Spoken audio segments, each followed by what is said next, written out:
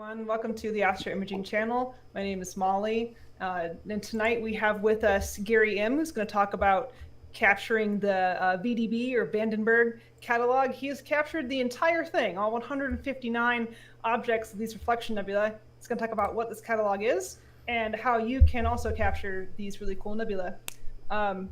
Before we get to Gary, couple quick notes on our upcoming schedule. So next week we have a whole crew of people coming in to talk about how their clubs utilize special interest groups and how you might introduce that to your clubs and be able to get even more out of the club experience. And the following week we have George Helios, who's the author of Hocus Focus for Nina, and he'll come and talk about this super useful plugin. However, after that, if you've seen our calendar lately, it's pretty empty. And I know we're always every week begging for speakers, but really this time think about it and say, I've been thinking about it, but I'm just not sure I'm ready. Now's your time. You are ready. I believe in you. So please reach out on our contact us page on our website, theastroimagingchannel.org, and let us know what topic you're thinking about. And we'll see if we think that'll work well. But yes, please. And again, we've covered, the show's been running for 10 years. We've covered tons and tons and tons of topics. If you go through and you're like, oh, we've already had this, we've already had that topic, oh, we've already had that one. Well, everybody has a different perspective. And also a lot of stuff's been updated and changed since the last time we had a talk on it. So even if it's something that we've covered before, if you have some new information on it or something different, a different take, anything like that, we're happy to go back to other topics that we've had. There's only so much to cover in astrophotography, right? So, yeah, don't be worried because it's a topic we've covered before. There's always new material to cover within that topic. Yeah, so please reach out. We need to fill up our schedule. Also, I haven't mentioned in a while, we have a Facebook group and a Facebook page. The group is for chit-chatting amongst ourselves. And then the page is where we post announcements for upcoming shows and the links and things like that. So I'll post the links here once the show gets going in the chat, but actually they might be on our on the video description as well. I can't remember. But if you're a Facebook user, you can come and join our Facebook group and follow our page. And then don't forget to like and subscribe this video. Having more subscribers means that more people are shown our content, advertise our content, so we can get even more people to come and enjoy all of the excellent things that we cover on this show and all the knowledge that we all share with each other. So with that, I forgot to pull up my introductory information for Gary, so I'll let Gary introduce himself. Molly, before yeah. You're going to have Marcia give you 1 minute about next week's presentation. Thank you. I forgot to put that on my little list of notes here. Yeah, before we get to Gary, I'm going to Marcia talk about what she and others are going to talk about next week. Go ahead. Next week, we're going to hear from 4 different clubs from across the country, from California and Denver, Virginia, and Boston, about how astroimaging works within the context of larger astronomy groups. Each of the groups has a 5 to 8 minute presentation they'll do talking about things that work, things that don't, where they came from. And then we'll have a discussion after that about outreach and imaging and anything you're interested in. So there it is for next week. All right, awesome, thank you. Yeah, we'll look forward to that. It's kind of a different topic than we usually cover, so I think it'll be fun to hear about that. Yeah, I went and pulled up my bio notes for Gary while you were talking, so perfect. He's a amateur astrophotographer who retired to Onalaska, Texas, took up astrophotography about 8 years ago. He enjoys imaging deep sky objects, and particularly small and obscure ones. He's the author of the Compendium, which he's come on and talk about, I think, twice before, which is an incredible resource for finding targets for you to image. It's this beautiful, incredible spreadsheet that you can download it on Astro. There might be links in other places along the internet. And I use it all the time to go find new targets. And he's imaged a huge majority of that compendium, which is crazy. He's one of the most, I think he's the most prolific imager I've ever met. And so we're happy to have him back to talk about the Bergh catalog. So Gary, go ahead. Thank you so much, Molly. It's my pleasure to be here again. It's always a thrill to be here. Just want to say hello to everybody out there and encourage you during the course of my presentation. I'll be talking about an hour. If you type in whatever questions that you might have, Molly and Alex and the others will interrupt and feed those questions to me. I can't, based on how this is set up, I can't really see what you're typing or what questions there are. So, but please feel free to send those in. There's nothing more boring than listening to me talk for an hour. And it's nice to know that others are out there paying attention too. So that's always fun. So I'm going to talk tonight about my experience imaging the vdB catalog. It was quite a journey. Those of you that have imaged any catalog, whether it's Messier or Caldwell or vdB or whatever, know that the first 20% are really cool objects that you're probably going to image anyway, and you see you've got a head start on that, so you think to yourself, well, it might be interesting that someday to finish that catalog. That thought occurred to me 4 or 5 times, and then I quickly put that to bed for the vdB catalog. And I had the same experience going through ARP.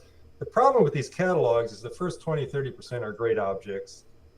The next 50% are actually pretty interesting as well, and that's what I'll show you tonight. But the last 20 or 30%, yeah, it's tough. It's tough to get through, and I'll show you at the end. I'll show you kind of my worst 10 vdB objects. That was a bit painful. So I'm hoping that, but I'm glad I did it in the end. I can at least save you from that experience and point you to those nebula and objects that I think are worth imaging. And that's really the whole point of this presentation, is to go through my experience, talk about some tips and pointers on how to image these nebula, give you some background on how they were selected in the first place in the paper that originated them. And then just to have an interchange about some tips and ideas about imaging these so that you can go out and image them yourself. So I'm going to get started here and bring up my presentation. See how well this works here.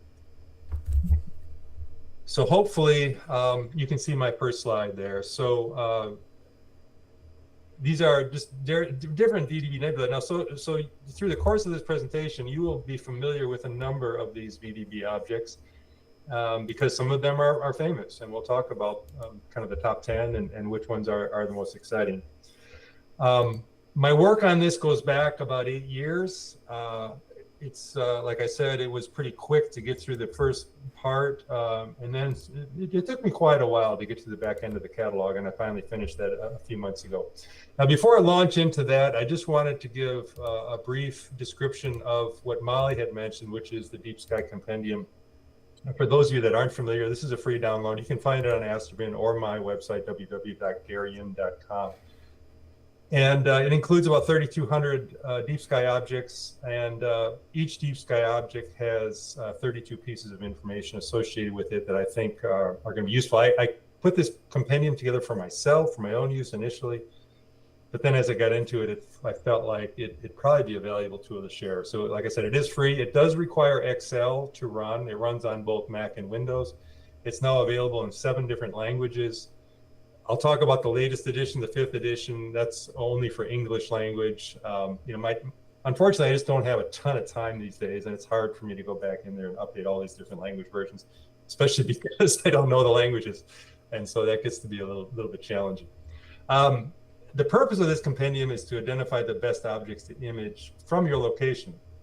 So I know you can't see this sheet very well, but in the top left corner will be the date and your Latin longe. Yeah, so you'll put your location in here, and then with a few clicks, you can see what you can image that night. And you can start off looking at all 3,200 objects, but there's buttons here to filter. I've rated each of these objects from 0 to 5, and so you can just pick, for example, the top 2% of the objects, the top 10%. You can sort them by catalog. I've got 26 different catalogs in here, such as vdB, such as ARP, so you can look for specific objects that way. The colors here on the right will show you the altitude of those objects over the next 6 hours, green being a good imaging location, red being more poor. You also will see the location of the moon to the right. So when the moon is up, this will give you a score to try to keep you away from the brighter moon regions. As you go down the spreadsheet and mouse over each of these objects, this spreadsheet's not active here, this is just a screenshot, but it'll bring up a picture, as you see here of the Cygnus loop, it'll bring up a picture of each of those objects as you mouse over them. And also if you click on any of the links, it'll take you to my AstroBin detailed entry for that, which talks about the equipment I used and provides a description of the object. There's also links to Sinbad and Aladdin for each of these objects as well. And you, of course, you can sort all these columns if you want to sort them in any way. The latest edition, which is the 5th edition that I put out 2 months ago, adds some new images. So now I've got 80% coverage. So out of those 3,200 objects, I've imaged 80% of those. The remaining 20%, frankly, are probably, I don't know if I'll ever get to, I'll probably get to some of them, but they're objects that the score is 0 basically, and they're a 1. And it's, you know, for example, a lot of the Barnard objects, you can see that here, for example, Barnard 349, 350, 351, 354, 144. Some of these are so dim that I just haven't had the priority to get to them. But I am making my way through there. I've also made some other additions and changes to this 5th edition, corrected some errors. So I would say if you haven't used the compendium yet, just go ahead and use the 5th edition. If you've used it already, if you're on the 4th edition or previous, I've tried to make it easy to port the data. So the only issue there is I do have columns here. It's called My Section. It's here in this light purple, where you can put in your own notes, your own priorities, the status of your imaging, whether it's planned or imaged or in progress. And if you go to the new edition, of course, you have to port that information over. I've tried to make it easy to do that so you can sort the new edition with a hidden column that I talk about when you download it, and you can copy that information over. But I will say this, if you're using 4th edition, some of you have used my editions and have really edited them and are using them for some incredible things that I didn't even anticipate. But if you've done a lot of programming based on that last version, you might want to just stick with that version because the changes to the 5th edition are not that significant. And it all depends on the trade-off between porting your data and using the new edition. Also, as some of you know, I had an incident in May involving a storm, a ladder, and a tree, and I didn't fare very well in that. I broke my arm and had some other issues. So I took that opportunity while I was laid up with my broken arm. I couldn't carry my mount out. As most of you know, I just have a temporary imaging site in my yard, so I carry it all out each night and carry it back in. Couldn't do that with a broken arm and my other injuries. So I decided to catch up and publish some books, which people have been asking me to do for a long time. So I finally did that. And right now, if you go on Amazon, I've labeled all of this as the EM Astrophotography series. There's 5 books there, and you can see them. I show them here. One thing I learned in the process of doing this is that it's not that easy to write a book with a broken arm. It actually was a bit painful to do that. I learned that, so in case that ever happens to you, you might want to hold up on even writing the books. But I did want to use my time while I wasn't imaging, use that in the best way I could. So the first book I'm showing here is what I call the 750 Best Deep Sky Objects. So this is for those of you that may not want to use the compendium I just showed. You may not be that into the computer, Excel, getting into detail. So this is a book, and this is just a simple, tiny portion of it here that shows, basically you'll see, for each of these 750 objects, you'll see a picture, you'll see all kinds of data, you'll see a rating, and it's sorted by day, so you can tell on that night of the year what is overhead at the moment. And so it's 88 pages. I've got the prices here. To me, the book is kind of a nice way to be able to identify targets if you don't want to go into the detail of the compendium I just showed you. I also publish books on the ARP catalog, the Hickson catalog. Both of those are the complete catalogs, ARP being 338 objects and Hickson being 100. The vdB catalog, which I'm talking about tonight, which is this book here, and that has 159 objects in it, and I'll talk about what that looks like. And then finally, I've got a bit of a coffee table book called Wonders of the Heavens that the people that aren't astrophotographers were asking me to put together. And so that just is some pretty pictures and some descriptions of the objects, more from a layman's perspective. So I make a few bucks on each of these books, and all of that money that I make off of these books goes towards the Astronomy Scholarship Fund that I set up last year, and that's awarded annually each June, the first of 2 awards, and there were 2 awards for $2,000. I went out last June. So it's kind of cool to be able to try to give back a bit through that process. So with all of that, let's launch into the vdB. Now, before I do that, this is just an example of the vdB book. So the book itself just has a picture of each object and data, and it talks in a score for each object, talks about when it's overhead, and gives you information, a lot of it gleaned from the paper that Dr. Vandenberg published.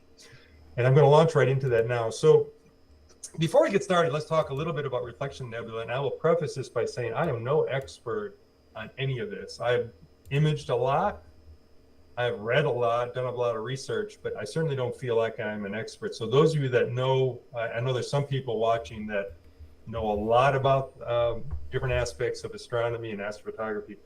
So if I say something wrong, don't feel free to correct that, or if you want to add something to the discussion, please feel free to say that as well, because that's what this is all about, is sharing that information.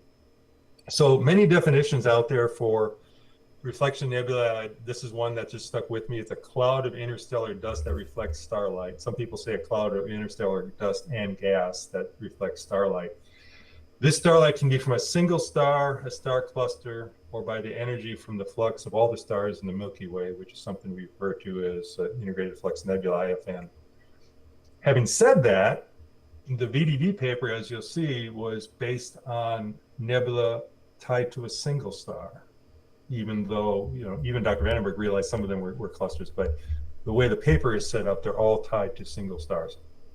So far, over 500 reflection nebulae have been identified in the Milky Way. The vdB catalog only contains 159 of these. We'll talk about that selection process. But in my opinion, it does contain the most significant of these objects. And in fact, if I had my way, there'd probably be less than 159 in kind of the highlighted list, maybe 80 or so, because as you'll see, some of these 159 are somewhat questionable in terms of whether you would include them or not. One thing I wanted to mention here, and most of you know this, scattered light has a spectrum similar to that of the illuminating star, but blue light is scattered more efficiently than red. So these reflection nebulae that you see are often bluer in color even than the source stars. So the source stars may be whitish blue, but the nebula often shows up as blue in these images. The majority of vdB nebula are blue or white, and only about 20 of those 159 are orange or red, and we'll talk more about that. I think something here that's important to remember is that in a pure reflection nebula, the energy from these stars is not sufficient to ionize the gas to create an emission nebula. But it is enough to create the reflection nebula to make the dust visible. So that's kind of in the ideal case where you just have light that creates a reflection nebula, but you don't have emission component of it. But many of these nebula, as you will see, are not what I would call pure. So they do have emission components, and they do turn the nebula color more towards the red or purple spectrum due to the predominance of hydrogen in that emission. So many of these nebula will be pure reflection nebula, Pleiades, for example, which is primarily blue, but quite a few will also have some of these emission components. I do want to just mention how much I admire Dr. Sidney Vandenberg for his work. He published a landmark paper in 1966 simply called A Study of Reflection Nebulae. Unlike, so if I could just take a step back for a second, many of my heroes in astronomy didn't end with a good fate. They either died too young or died penniless. Many of these people struggled in their careers in astronomy. In fact, the person that published, that discovered the planetary nebula that I published this morning on Astro, Dr. Carl Henneis, actually died at the age of 66 when he was hiking up Mount Everest. He just had died of altitude sickness at the age of 66. So I say that only because Dr. Vandenberg is still with us. He's 95, and I've never talked to him. I wish I could sometime. I'm sure that'd be a fascinating discussion. But he's still with us. And if you haven't read his paper, which is this paper here, it's a short read and it's a good read. And I'll go through some of the highlights here. So the paper documented his work to identify all of the stars in the sky with reflection nebulosity. And he took that reflection nebulosity as he saw it off of the Palomar Sky Survey, what we call the POSS-1 red and blue plates. And all of these were done north of minus 33 degrees. So it's north of that. The POSS-1 plates were taken by the 48-inch telescope at Mount Palomar Observatory, which I show here. And this is not Dr. Bergh here. This is Dr. Edwin Hubble. And as you will notice, if you search for images of Dr. Edwin Hubble, most of them will have him with a pipe. I don't understand that. I've never smoked a pipe. I would think that smoking a pipe under a telescope eyepiece like this would not be ideal. But I see a lot of pipes in these old pictures. So pipes, maybe somebody can clear that up in the comments. There must be, or maybe Alex, you can have somebody talk to the idea of pipes and astronomy. But I do find it curious that there's so many pipes out there in these old pictures.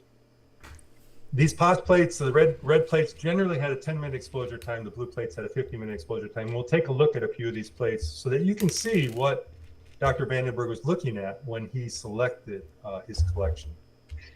He looked at over 500,000 stars down to magnitude 9.5. And all he says in the paper, there's a quote there that says, emission nebula were excluded based on the color and morphology of the nebula that he saw on these plates. I'm really curious to know more about that, because when I look at these plates, especially in regions of emission, it is pretty tough to differentiate that way. But he felt like, having looked at enough of these, that he could isolate and exclude basically those emission nebula. So I find that very interesting. So he found throughout, looking at these 500,000 stars, he found 500 stars to have reflection nebulosity. And of those 500, 170 of the stars had reflection nebulosity bright enough to be visible on both the red and the blue plates.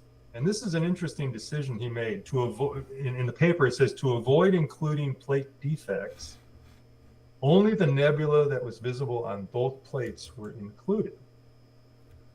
And so obviously this left out quite a few nebula that, perhaps were purely blue, did not have a red component, did not show up on the red plate.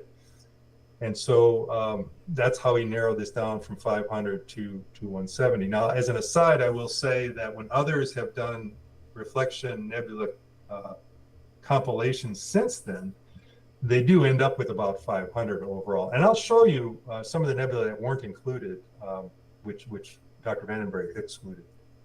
Now, interestingly enough, in the paper, he talks about 170 stars, but for whatever reason, he only includes 158 stars in the table. And if one of you knows why, I'd be curious, but he mentions 170, and then the paper just shows 158. So something happened to those 12 stars. In fact, it's interesting to me is 2 years later, after Dr. Bergh published his paper, a grad student of his, René Racine, published a paper which did more study of these same stars. It's called Stars and Reflection Nebula.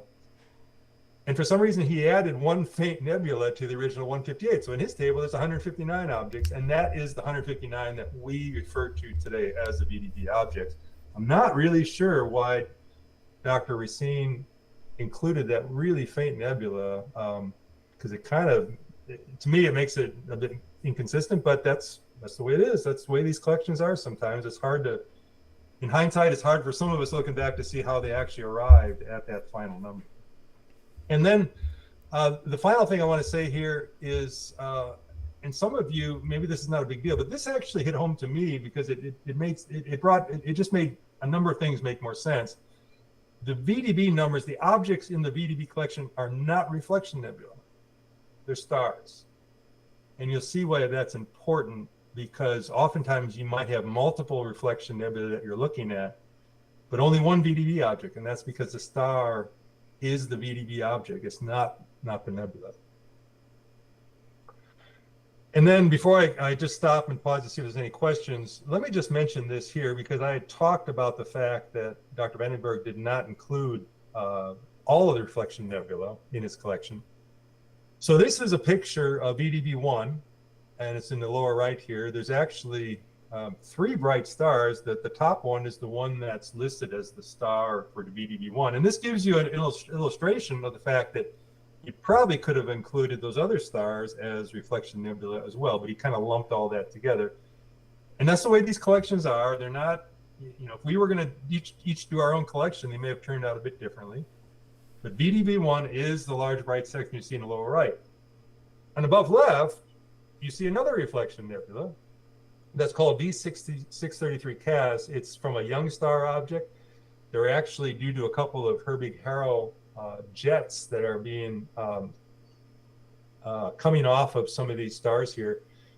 Now, these reflection nebula showed up perfectly well on the POS1 plates, but these objects were not, these stars were not included in the table, so they're not part of the reflection nebula catalog.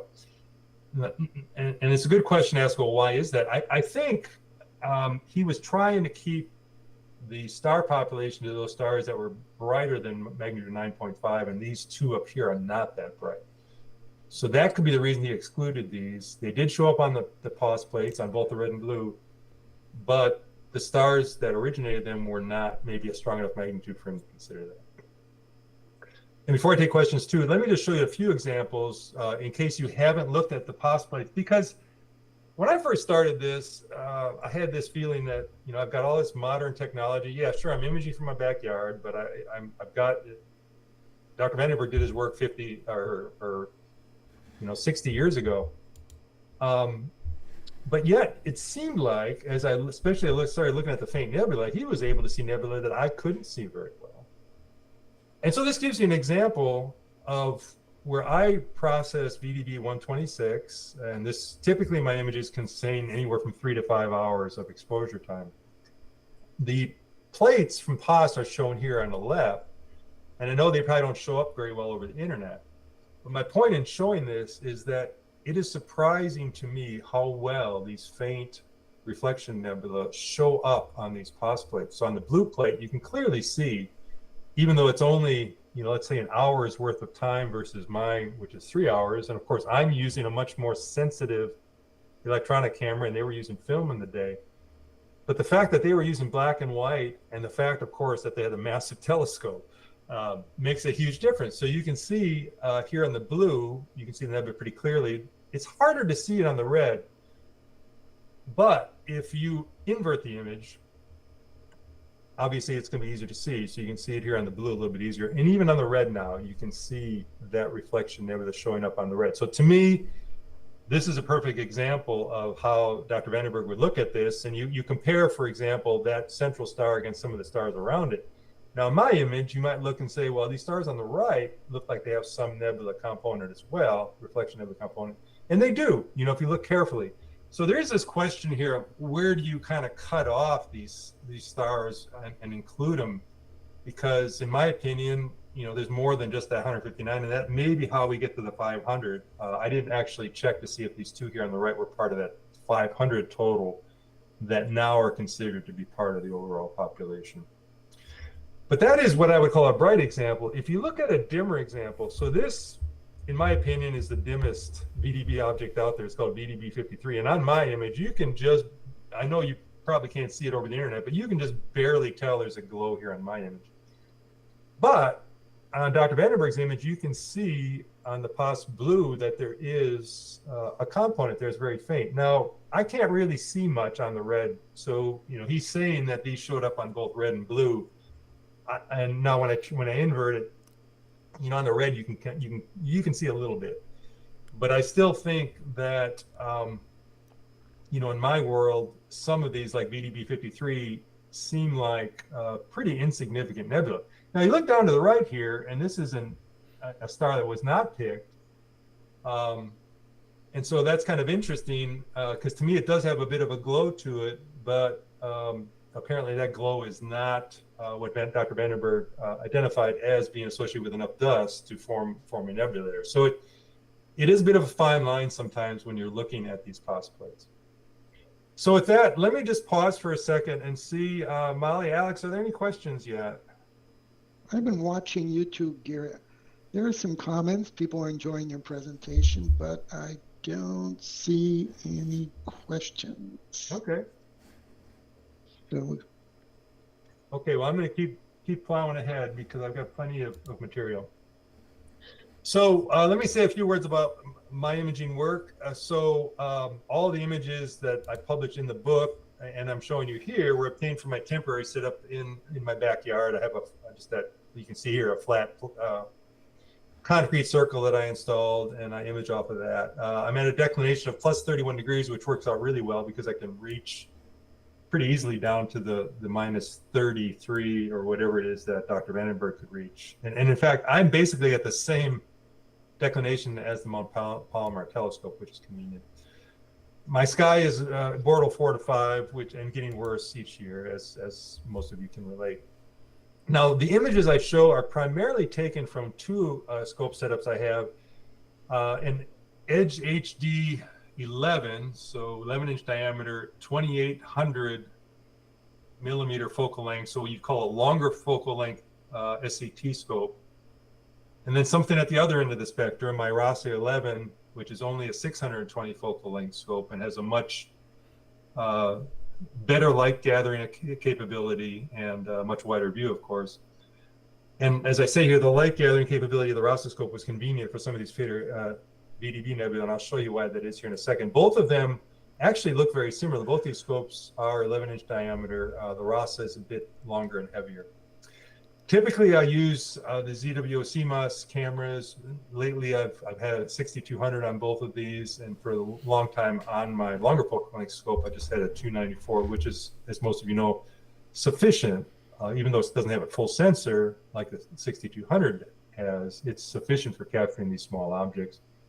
Typically, my integration time for the RASA image is about 2 hours, and for the Edge HD 11 images is about 5 hours. Now, if you the light gathering capabilities is typically the relative capability of these scopes is basically a function of the focal ratio squared. So in theory, the RASA should collect 20 times more light. So even though I'm imaging longer with my Edge HD 11 at 5 hours, essentially 2 hours of RASA images would be worth about 40 hours of Edge HD images. And I'll show you in a minute why that is so important. And if I was going to do this over again, I would do almost all of the images with my RASA scope. As I say here, all the nebula that I've imaged are available for free on my AstroBin website. I also have a PDF file there that you can see that basically is the same as my book if you don't want to spend money for the book, but you want to have access to the material in the book. And of course, on AstroBin, it shows the high resolution image and then more detail on the objects and the equipment and the filters and the exposure times. Now, this is a comparison that I just brought up. I didn't do this from apples. It's not, I would say it's not completely apples to apples. I did it at different times. I did the Edge HD a few years before the RASA 11, but it's the same object. I processed them, I would say, in similar ways, not totally different. And what I wanted to show you here is that you get really different results imaging the same object with different scopes. And a couple of things I'll point out here. One is that with my Edge HD scope, the SCT, I get much better stars, and I can see many more stars than with the RASA. And the scale of each of these has to do with that. The pixels image scale for the one on the right is 1.25, and the Edge HD is about 0.33. So the stars are better on the left. You see more stars, and then the detail on any bright objects is going to be better on the left. But of course, the light gathering is much better on the right. So you can see, especially in the faint regions, you can see a much better definition of the clouds. And frankly, this would be a different story if we were talking about galaxies here, because there you want to capture the detail on these galaxies, and you can do that better with the SCT than with the RASA. But on these nebula, oftentimes you don't have a lot of fine detail, and I think it's more important to be able to capture the light, even if your resolution isn't as good. And so you can see here, for example, this dark cloud that you see in the RASA, you can see that here pretty well, but there's much more detail in the RASA simply because you're gathering so much more light.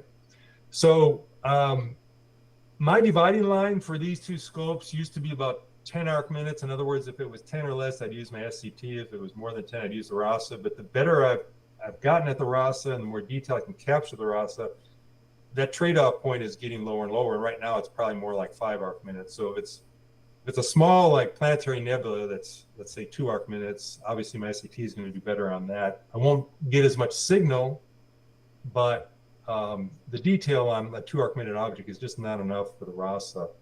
But if it's 5 arc minutes or better, the RASA does such a nice job collecting light that generally that's the scope that I'll use then for that. So ideally, I would say many of you probably have a scope that may be like a refractor, that may be 1,000 millimeters.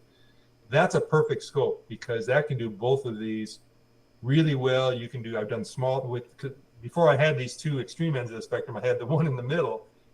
And I was able to do quite a bit, a broad range. And that's a nice, it's not really a compromise. It's just a nice tool to have, a 1,000 millimeter scope, I think, if you want to do these objects in the vdB catalog. Saying a few words about the object locations, this shows you bright ascension as you move across the sky, complete sky from 0 to 24 hours of bright ascension, and then the declination on the vertical axis. Milky Way is shown in orange, and as you move from right to left, you go through the calendar year, September. Right now it's October. So what this is showing you is if we went up now, which is about October 21st, if I went out there tonight, and this is basically showing you what happens at midnight, I would have a couple of vdB objects over my head at about plus 60, but not a lot. I mean, most of these vdB objects track the Milky Way, and so you're going to be able to image most of these once you get into November, December, most of the vdB objects in the front half of the catalog.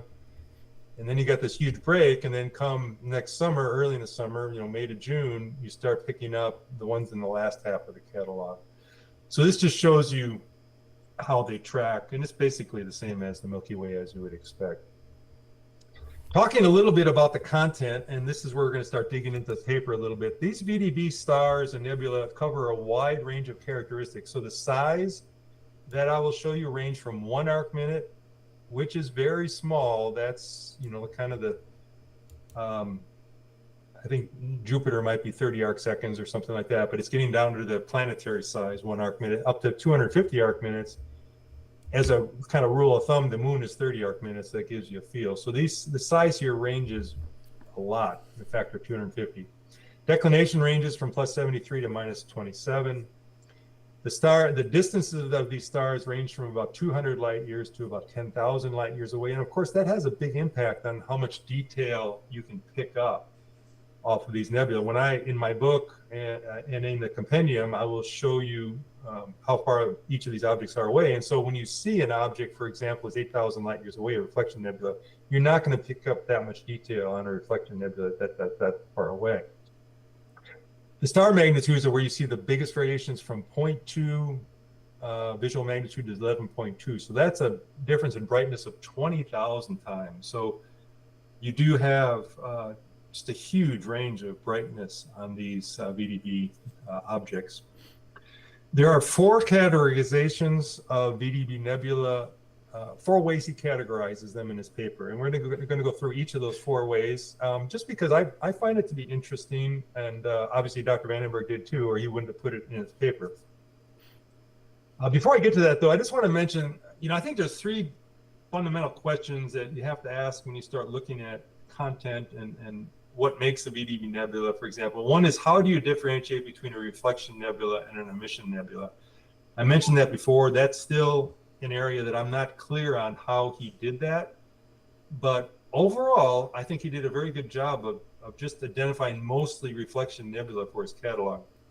Second one is, how bright does a star glow have to be before you consider it to be a reflection nebula? And obviously one way you can tell is the symmetry. So if it doesn't have symmetry, it's probably not just a star glow. There's probably some dust there as well. But that is another area that I would say that Dr. Vandenberg he just didn't feel the need to state kind of what criteria he had. These are the ones he picked. And then finally, does the reflection nebula have to be tied back to a source star? Now, the table that he includes in his paper implies that each of these nebula ties back to a source star, but that is not exactly the case, and we'll see that here in a little bit. So let's talk about the 4 different types of vdB objects. These aren't 4 different types. These are 4 different categories. And the first one is what Dr. Bergh called type. But it's a little bit confusing. He's basically has type 1 or type 2. So the type 1 nebula, which are most of the nebula, 104 of the nebula that he shows in his table of the 159, those are where the illuminating star is embedded in the nebulosity that is part of the vdB object. So, and this is an example of one here, vdB 37. You can see the bright orange star here, and that star is embedded in the cloud that is identified as a vdB object. Type 2, which is the 41, and by the way, these don't add up to 159 as you expect, simply because not all were identified type 1 and type 2. Some were identified as type 1/type 2 and so on. But the type 2s, the star is not close to the nebulosity, it's outside the nebulosity. So this is the classic Witch-Head Nebula, which is vdB 36. Regal is the illuminating star for this. It's off screen. But that would be considered a type 2 nebula, where the nebula is actually at a distance from the star instead of the star being embedded. So that's the first categorization. The second is surface brightness. So Dr. Bergh graded all of these on brightness from very bright to very faint. And you can see the numbers here, how they correspond. It's kind of a bell curve there. So an example of a very bright one would be 152 here, as you see on the left, the head of this Wolf's Cave nebula, which is very bright. And in general, I think his category here makes sense. And I think, from what I can tell, looking at each of these nebulae, he did a really good job of classifying them. The one in the middle here is what we call a moderate brightness, vdB 128, where you can see the nebula, but it's not nearly as bright as one on the left. And then vdB 53, which I mentioned earlier, that's, in my opinion, the faintest. This one is called very faint. And you know, frankly, I think he could have, from my perspective, left the very faint ones off. But that's the second category, surface brightness.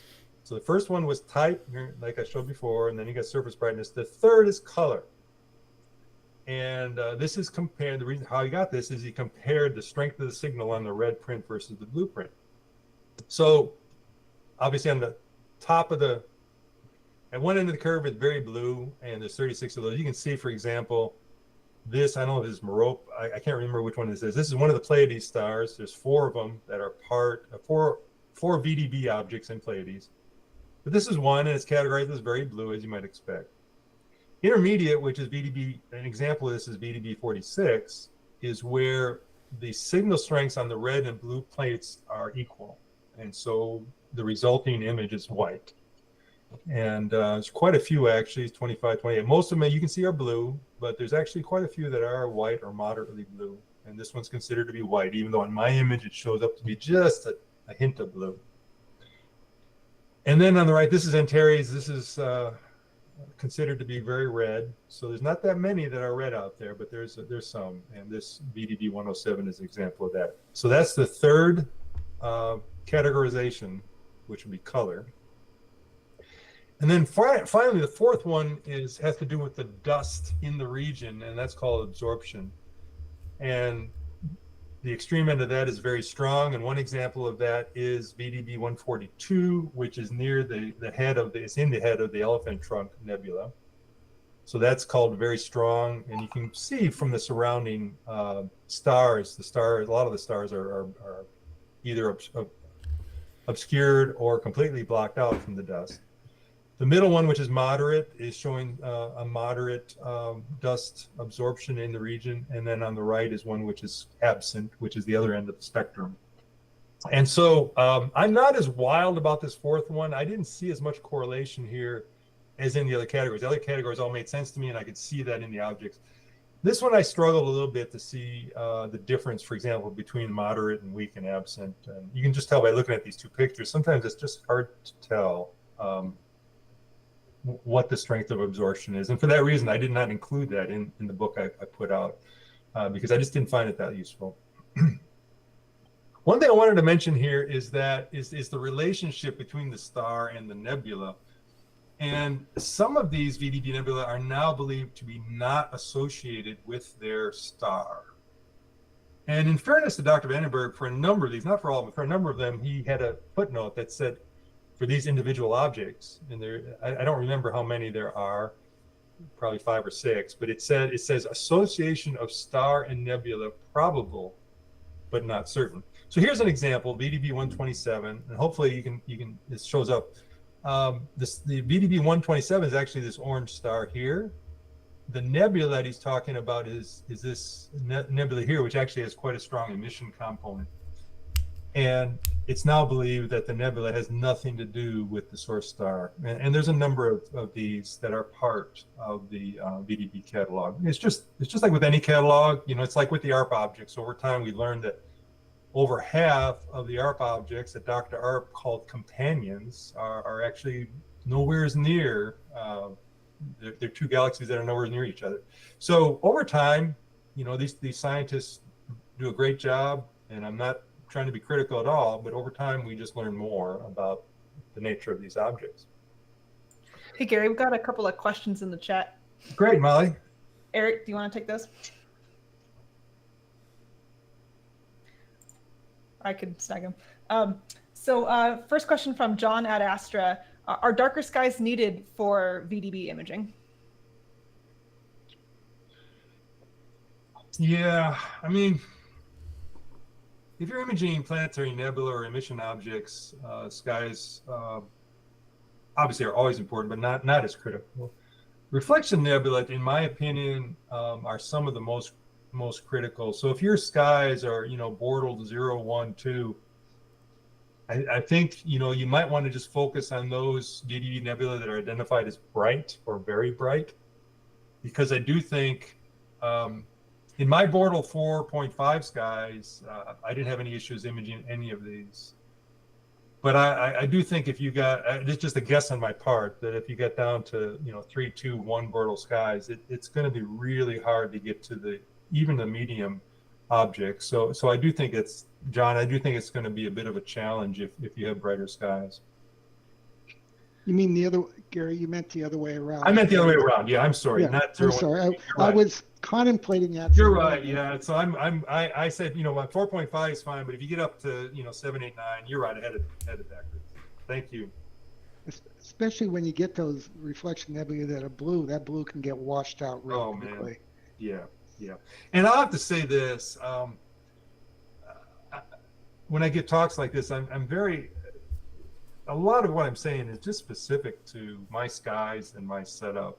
If you've got really dark skies or if you've got really bright skies, it's just such a different world out there. I have kind of in between. I'm happy with my skies. I'm not complaining, because I know a lot of you have a lot worse, but I do think it's a challenge with the brighter skies. Gary, I'm sorry, I was muted and I forgot to turn my mic on. Brandon asked about whether you drizzle any of your data with the C11. Yeah, Brandon, that's a great question. I used to drizzle all the time, and over the years I've just got out of the habit of doing that.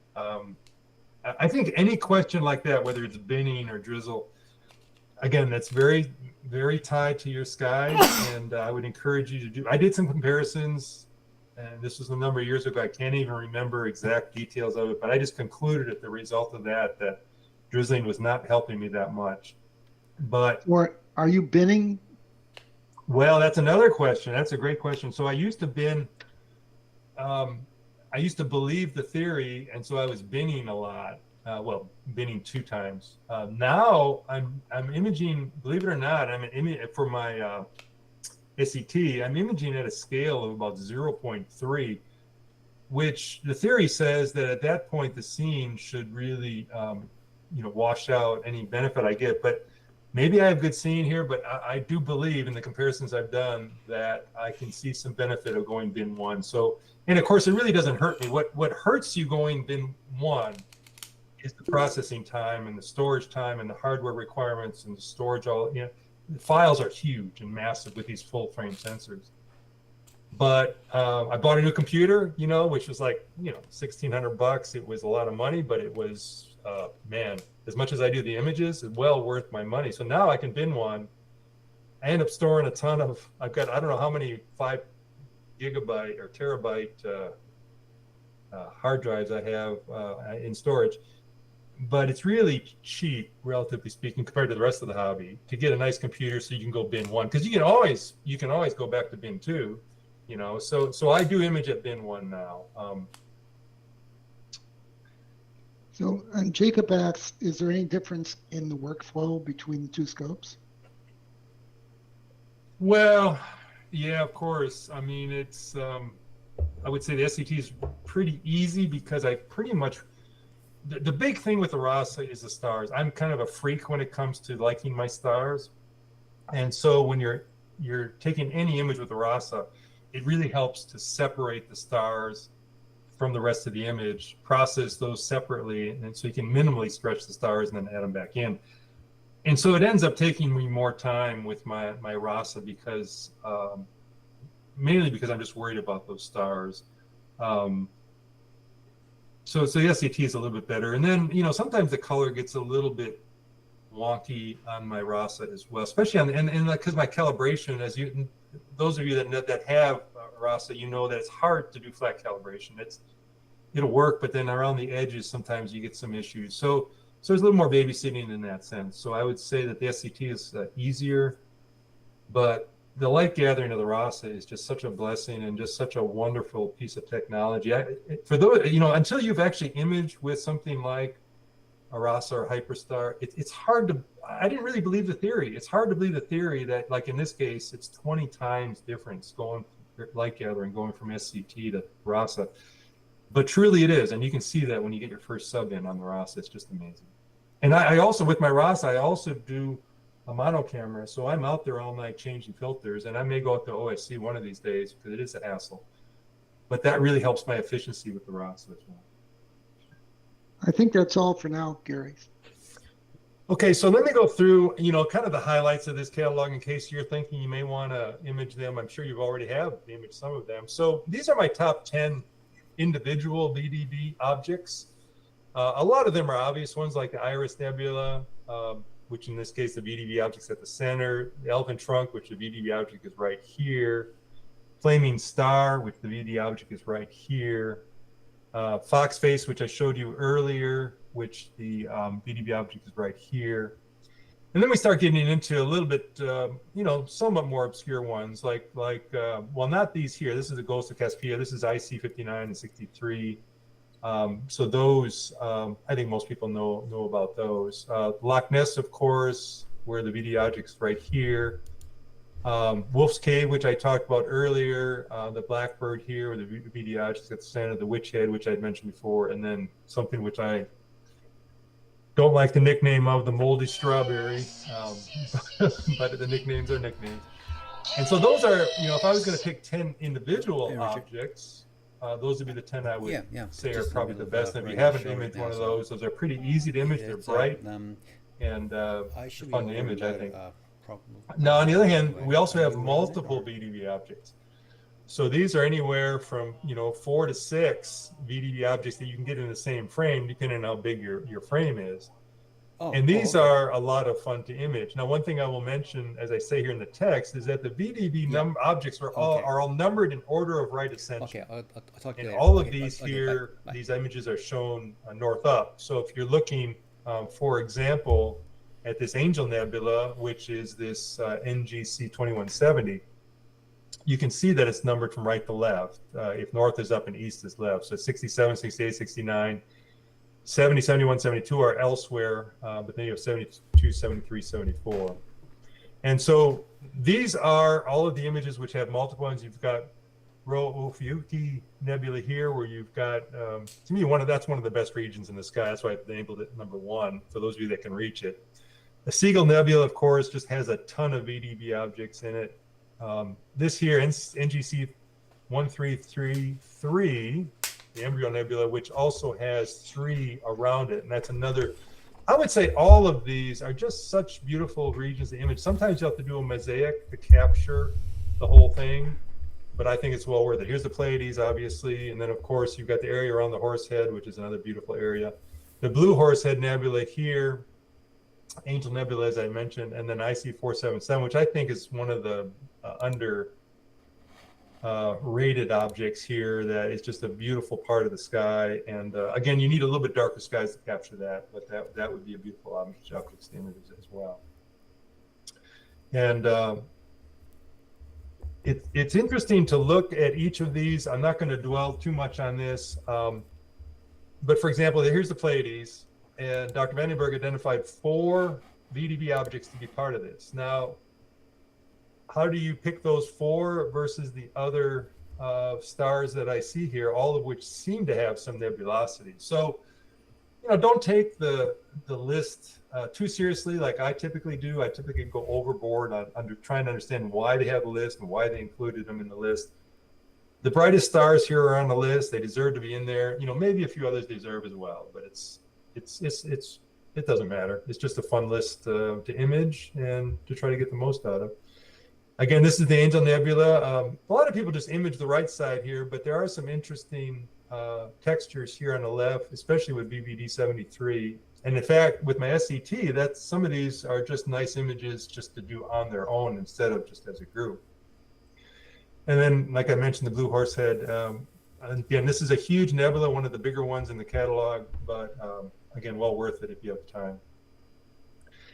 And then these are what I call the bottom 10. And if you look closely at these, you can generally for each one you can see some nebulosity. So I think Dr. Bergh was right. They do have nebulosity. I would not recommend imaging though anything that I've rated like 0, 1, or a 2, and these are definitely a 0 or at least close to that. And then finally, I'm going to conclude here by just going through this list of what I call the most underrated vdB objects. So these are objects that some of them I'm sure you've seen, but some of them really are rarely imaged. As most of you know, I like imaging objects that just don't have overexposure, don't have a lot of people imaging them, and certainly that applies to some of these, like vdB 8. That's really a pretty nebula. It's very asymmetric, and I'm just fascinated by how it formed and what it looks like. I wish I knew more about that. Same with vdB 27. You've got that interesting dark lane that goes across the left side of the bright star. Same thing with vdB 24. And so with a lot of these, there are dust that plays a role in how the light is reflected and comes out. And it really makes for fascinating processing, because if you have 2 people processing the same subs, you can have different amounts of contrast and brightness and even color depending on how you process it. And I find them to be very, very beautiful. It's like vdB 24 has some subtle blues in there, but then primarily grays. Of course, vdB 28 is more well known, and that's a beautiful object. vdB 37 is an interesting one. I'd shown this earlier, hidden in that dust cloud. Keyhole Nebula, which is a small one, but again, I'm fascinated just by the shape and how it appears. vdB 146, and some of these are not to the same scale. So for example, vdB 85 and 46 and even 157 are nice from SCT because these are tighter shots, but vdB 158, for example, that's a much wider shot that I took with my RASA. But all of these objects have a commonality in terms of they're asymmetric, they have different colors with them, they have different levels of brightness, some of them have emission components, and quite a few, like 157 here, have just very interesting dust and cloud shapes. And it's interesting to think about, how does something like this actually arrive at this point? Because obviously there's a bunch of dust, must have been a lot of disturbance, same with vdB 37. And you can see it actually in a different way, because this is a much wider shot in vdB 28 as well. So the dust is being twisted, being disturbed, being through a lot of the over time, it just takes on what I consider to be some really interesting shapes, and for that reason, to image these, I found them to be interesting as well. So that brings us to 9:30, and I'll be happy to take any more questions if there's anything else out there. Gary, Yeah. I'd like to go back a little bit to Jacob's question.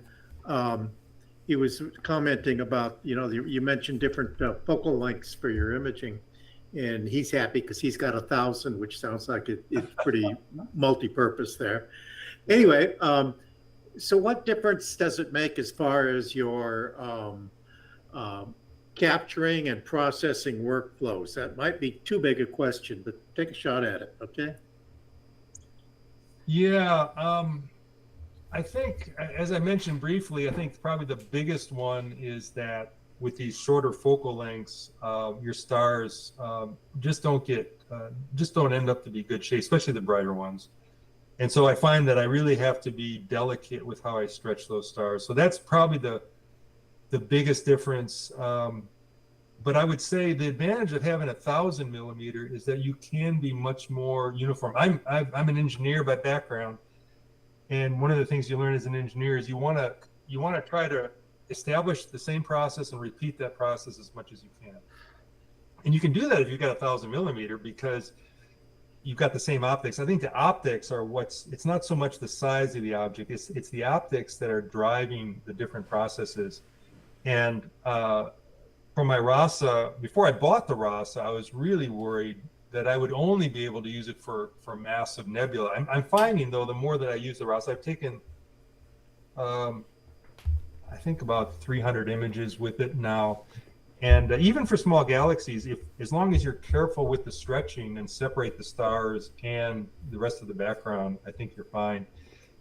The tools, so I use PixInsight mostly. I use PixInsight for, let's say, the first 70% of my processing, and then I'll do some post-processing in Lightroom primarily because I love the masking tools in Lightroom or in Photoshop. And PixInsight, it just has some wonderful tools right now for both color calibration, gradient correction, and most importantly, the Russell Croman tool. So if I could be a commercial for Russell Croman, I would, because his blur exterminator tool, his noise exterminator tool, and his star exterminator tool, I know they're kind of expensive, but man, they are well worth it. And I can't do anything but give them that. I used to spend so much time on star extermination and on blur, sharpening. Of course, you have to be careful with the settings you use. I see too many people are just way over, the settings are just dialed way to the right, way too high. But if you're delicate, you're much better off applying these multiple times than just having one whack at it. So I always encourage people when I talk to them, always look at your image before and after you apply a process like that, and make sure you're not doing anything nasty to the sharpening in particular or the colors.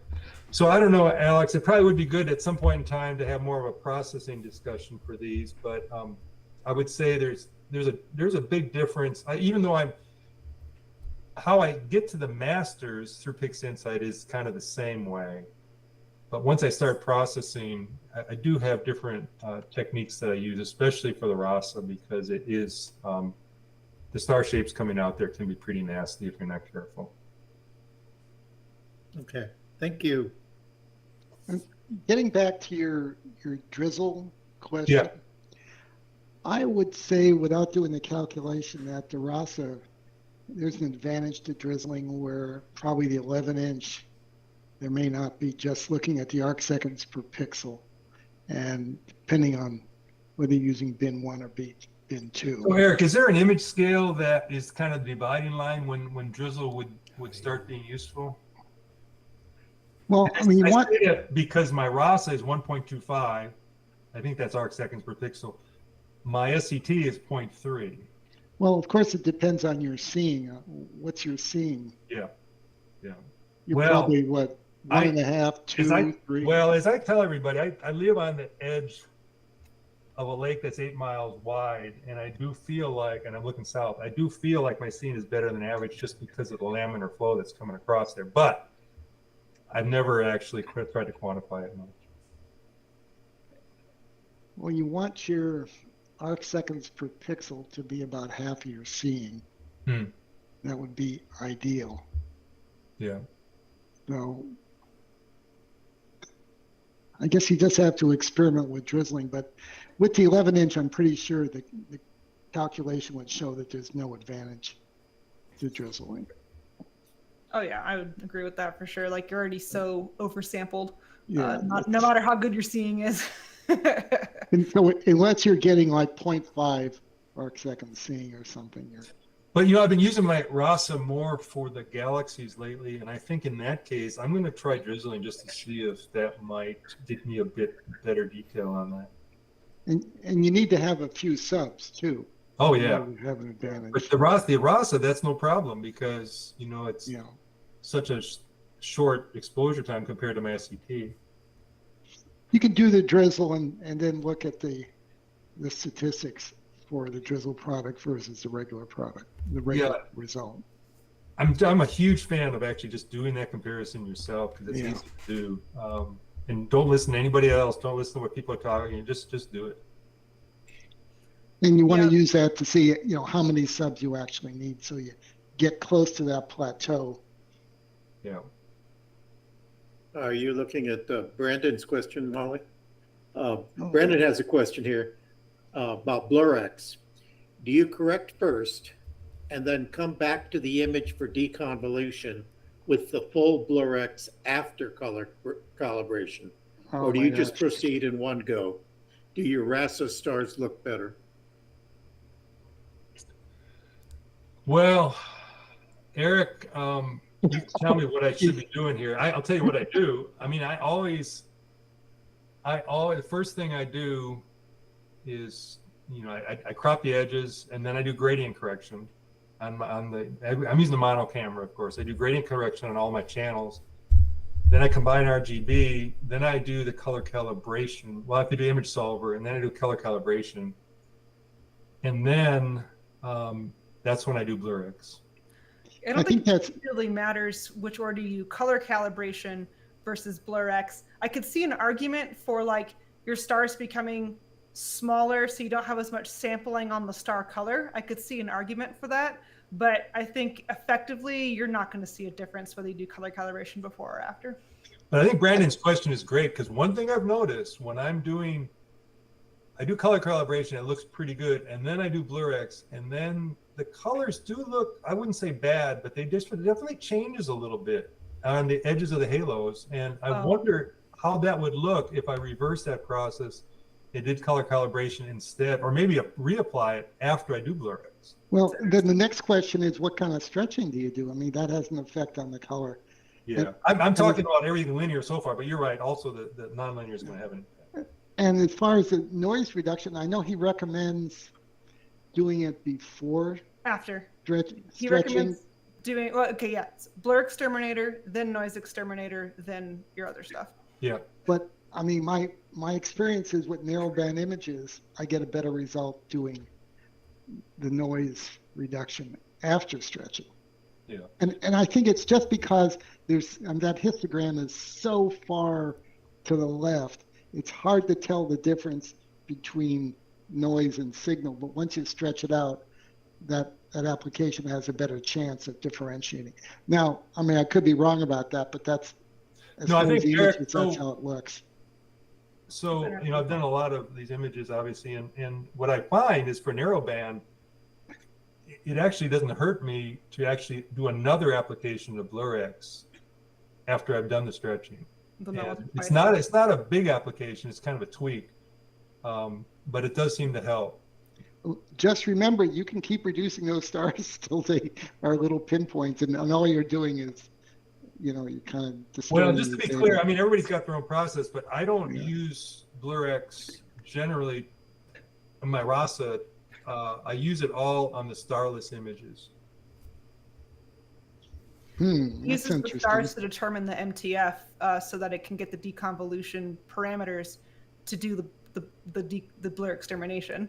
Having the stars is really helpful for blur exterminator. Yeah, you're right. I was just going to say, if you don't have stars in there, then it doesn't have really a way to calculate what the deconvolution parameters are, or it's not going to calculate it as well. Yeah, so that's why I usually do the BlurX, and then I take the stars out, and then I apply the noise reduction at that point.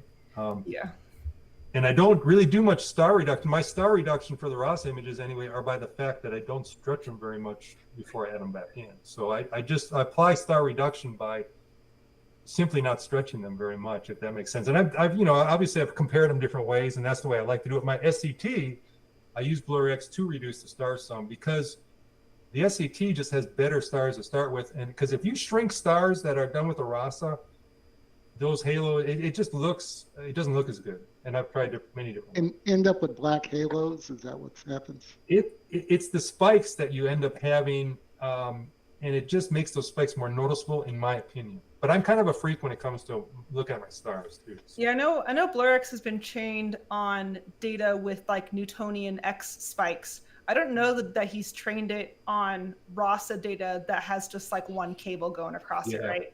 So he may not have trained it on that kind of data yet, because it handles like Newtonian spikes pretty well because it's been trained on it. It might just be that it hasn't been trained on RASA data that has like the one, the one spike, right? Right. It's not symmetric. It's asymmetric, and it just doesn't do a good job with that. To me, in my eyes. And again, there's no right or wrong here. No. It has to fit your eye when you're all done. Try it and see if you like it. Yeah. Do we have any more questions pop up? Don't think so. I think we got the questions. Yeah, I don't see anything more. All right. Any more parting questions or shots from the room? All right. Well, in that case, thanks so much, Gary, for coming on. We always love having you on. It's fun to kind of focus on a particular type of object, and I think I would love to see more talks focusing on a particular kind of object and what they are and how to image them and things like that. So a solicitation to people out there to talk about other kinds of objects as well. Yeah, I think the big one in my mind in terms of difference is planetary nebula. That is a big, there's a lot of potential there for discussion, I think. Yeah, totally agree. And Gary, as we end the program, you're welcome to stay and chat if you'd like. That's my favorite part of the night. Yeah, and everybody else in the room, feel free to hang out after we end the live And don't stream. forget to everybody to sign up to make a presentation. You've got something in you that you need to tell other people. Make up a little PowerPoint about it and tell them. We're pretty friendly. You don't have to Sounds be. like You don't have to be a world expert. You don't have to be Adam Block. We have all kinds of regular folks on here, right? So bring what you have. it sounds like we're public radio when we say that. Soliciting donations. It's like, please, our donation budget. drive. we need your brain talent, not your money this time though. Yes, we don't need your money. Alrighty, so I think with that we will go ahead and sign off. Come back next week to hear about how to utilize special interest groups in your astronomy club and what they are and why your club might be interested in having some. And we will see you back here next week, same bat time, same bat place. Have a good night, everybody. Take us out. Gary. Thanks, Gary.